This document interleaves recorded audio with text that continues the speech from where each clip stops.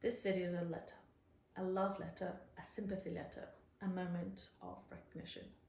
For those who left their home not for love, but for life, for more opportunities, for freedom, for growth, for the chance to build something new. Maybe you found love along the way, maybe you didn't. Either way, this letter's for you. I'm reading this because it's basically too long, and I want to say it right. Some things deserve to be said slowly with care, because they carry weight and because they carry us. So here it goes. Firstly, thank you for being here. So let's go. To those who left everything familiar for the possibility of something more, you are brave. You didn't leave because you had to. You left because your heart whispered, there is more out there for you. You left behind your streets, your comfort food, your language, your inside jokes, your Sunday routines, and your everyday rhythms. You said goodbye to the version of you who might have stayed and chosen the familiar life. You stepped out into the unknown. You arrived in a new place full of hope, nerves, and maybe a little loneliness too. You built a life from scratch, one document, one conversation, one habit at a time. And sometimes you felt like a stranger. Sometimes you still do.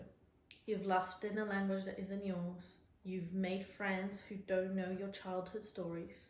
You've explained your name, your accent, your tradition more times than you could count. You've Googled words, you've translated feelings, you've swallowed tears on holidays, held your breath during immigration appointments, and made homes out of places that never quite felt like home. And yet you kept going. You started over, you worked hard, you made a life. You gave your energy, your time, your love to a place that didn't raise you, but now holds your children, your partner, your dreams. That's no small thing. It is a quiet kind of strength that most people will never fully understand, and it deserves to be seen. I know because I've lived it. I'm Portuguese. I moved to the UK to live, to explore, to grow. I didn't leave for love, but somewhere along the way, I met the love of my life. We had a baby in the UK, and then not long after we moved again, this time to France. His home, not mine. I've lived in his culture, in his language. I've raised our child in a place where I'm the one with the accent. The one asking for help at the doctor's office. The one who sometimes feels like it's a guest in her own life. And I wouldn't trade it, but that doesn't make it easy. There's beauty in being part of something bigger than ourselves, but also grief in what we have left behind. We carry our roots with us, invisible threads. We carry our roots with us like invisible threads, always tugging, always reminding. After being away for so long, there's something else that no one quite prepares you for. When you return to the place you once called home, you don't fit there anymore either. The streets feel familiar, but your rhythm has changed. The conversations feel warm, but you're slightly out of sync. You see the things differently now.